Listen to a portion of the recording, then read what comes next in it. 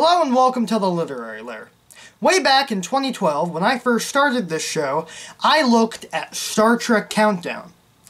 And that video was terrible. And from that, I decided that I would never ever review a comic book on this show again, unless I had a really good reason. And now I have one. 2 weeks ago, the legendary actor Leonard Nimoy, who played Mr. Spock on Star Trek through its various incarnations, passed away. I was a huge fan of Leonard Nimoy, and he's one of the main reasons that I'm reviewing today. Because he was Star Trek. He was there from the failed pilot to the latest J.J. Abrams movie. And if it wasn't for Star Trek, I would have never discovered the reviewing community. And so, what would be a more logical book to look at to reflect on Mr. Nimoy's life than Spock Reflections, a book that reflects on Spock's life. So, let's get to the book.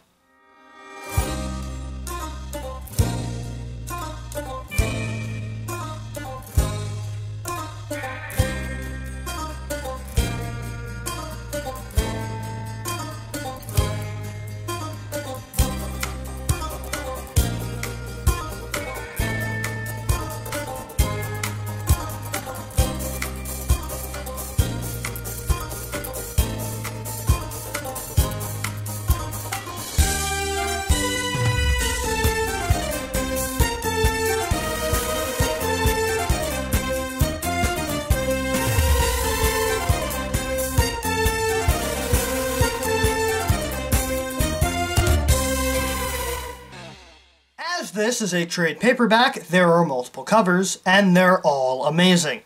The main cover of the book has Spock as a child and an adult split on the cover. And then the other covers are all about the same. A logo of one of Spock's factions, be it the Vulcan IDIC logo, a mix of that and the Starfleet logo by itself, and finally the Romulan logo, each with a picture of Spock during that time period below it. The IDIC one has young Spock. The mix has Spock from TOS, the Starfleet one has the Wrath of Khan era Spock, and the Romulan one has Ambassador Spock during the reunification movement. Anyway, on to the story. The book opens with Spock on a transport ship flying through the neutral zone around the time that Voyager was trapped in the Delta Quadrant. For the non-Trek fans out there, the neutral zone is the area between Romulan space and Federation space. Spock is leaving Romulus for a reason that he does not disclose, and is sitting next to a rather chatty Saurian. The Saurian questions why Spock, a Vulcan, was on Romulus, but Spock is playing the stoic traveler part and not talking that much. Spock begins to reminisce about his past, remembering being on the USS Enterprise B shortly after Kirk's apparent death due to the Nexus ribbon. He meets with Captain Harriman, and they go see the memorial plaque that they installed in memory of Captain Kirk. Harriman tells Spock that he blames himself for what happens to Kirk, and muses that Kirk probably thought he was a failure, but Spock tells him not to worry, and that Kirk bore no ill will toward him. Spock snaps back to reality as the Saurian continues to chat him up, asking him why he was on Romulus. Spock questions why the fact that they share a bench makes him entitled to know Spock's story, and tells the Saurian that he was merely a teacher. Spock then remembers his childhood on Vulcan, as his father Sarek scolds him for disobeying him. Spock retreats to the mountains, and his father goes after him, planning on disciplining him, but nearly loses his balance when Spock reaches out to steady him. Sarek asks why he disobeys him, and Spock tells him that he feels like an outcast, as he is half human and half Vulcan, and he's obviously different from the other Vulcans. He's brought back to the future when the captain of the transport vessel tells him that they've exited the neutral zone and will be at a starbase soon. The Saurian asks where Spock is going, and Spock tells him that his destination is Earth. Spock and the Saurian plan to go to sleep, and Spock retreats into another memory, this time of his re-meeting with the former nurse, now full doctor, Christine Chapel, most likely during the events of Star Trek the Motion Picture. They attempt to voice their feelings for each other, but fail. In the show, they had a complicated relationship. Nurse Chapel was infatuated with him, and Spock, being the logical Vulcan, he was unable to reciprocate. They did share a few moments, but nothing really became of it.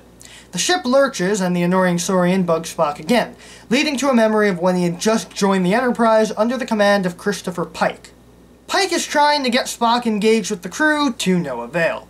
They go on a mission investigating a Starfleet base that is testing an alternative to transporters. Wormholes. Huh. I didn't know Star Trek had their own version of sliders. The test goes awry, of course, and Spock falls through the wormhole and is followed by Captain Pike. Pike might not have had the bond with Spock that Kirk would later have, but he did care greatly about his crew. If I may digress from the comic for a moment, that care for his crew was a major plot point in the original Star Trek pilot, The Cage. In it, Pike is considering retirement after a trip to Rigel 7 led to the death of 3 members of his crew. Back to Spock, him and Pike are in a barren wasteland and the portal closes, seemingly leaving them stranded. But the Enterprise sent a shuttle to find them and they return to the Enterprise. Spock tells Pike that jumping after him was highly illogical, but Pike says that he doesn't take losing crew lightly. Spock says that he is in Pike's debt, and Pike tells him to just continue doing his job and they'll be even. The Saurian wants to know why Spock is leaving Romulus, and Spock says that he learned some disturbing news about an old friend. Spock remembers getting the news on Romulus. He is interrupted while teaching because he got a message from Captain Picard. The Romulan who brought it to him asks what it was, and Spock says that Picard said that an old friend of his, who he had believed dead, has returned. The Romulan is happy and says it must be good news, but Spock says it was to inform him of his passing. Spock and the Saurian leave the transport ship and go their separate ways, and Spock remembers his return to Vulcan around the time he left Starfleet to undertake the Kolinar ritual during the gap between the original series and Star Trek the Motion Picture. He meets with T'Pring, his former arranged fiancée from a mock time, and they catch up when T'Pring asks him why he's returned. And when he tells her, she tells him that he belongs at Starfleet. Spock gets onto another transport vessel that he chartered, and they start to head toward his next destination. Veridian 3, the site of the battle between Soren, Picard, and Kirk during Star Trek Generations. He goes to the bridge of the transport ship, and it looks very similar to the bridge of the original Enterprise. The captain, Mox, tells Spock that he can sit anywhere but the most comfortable seat is the science station, which leads into a memory of being on the Enterprise, but Kirk's Enterprise this time. Kirk is trying to save a ship that's about to explode, and the Admiral in command is refusing to leave. Kirk gives Spock the bridge, and him and McCoy go over to get the Admiral. She tells them that she's not leaving because so many others died under her, so she doesn't want to survive. She agrees to leave after Kirk tells her that sacrificing herself wouldn't solve anything. Kirk and McCoy return, and Kirk asks Spock if he was worried, but McCoy says jokingly that you can't have a heart attack without a heart. But this is of course a segue into showing us that Spock does indeed have a heart.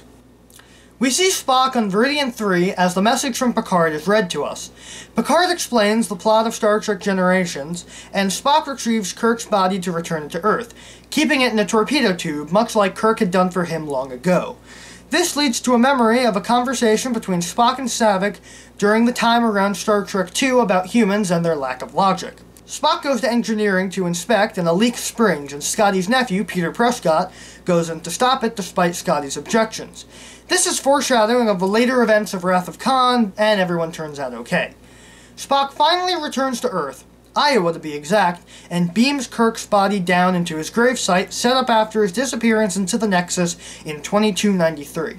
Picard confronts him, saying that Spock had avoided detection until he was close and Picard came to investigate. Spock muses that returning Kirk's body was illogical, but he had done the same for him, at a terrible cost. The comic ends with Spock's return to Romulus to keep teaching them the ways of Surak. And that was Spock Reflections. Was it good? Oh, definitely. It's partly because it's one of the only non-televised Trek material that's considered canon, as it ties into Countdown, the J.J. Abrams films, and Star Trek Online. And it was a perfect book to use to look back at Leonard Nimoy's career in Starfleet. So thank you, Leonard Nimoy, for being there all throughout Star Trek's history and making it the great show that it was. And to all of you watching, live long and prosper. I'll see you next time.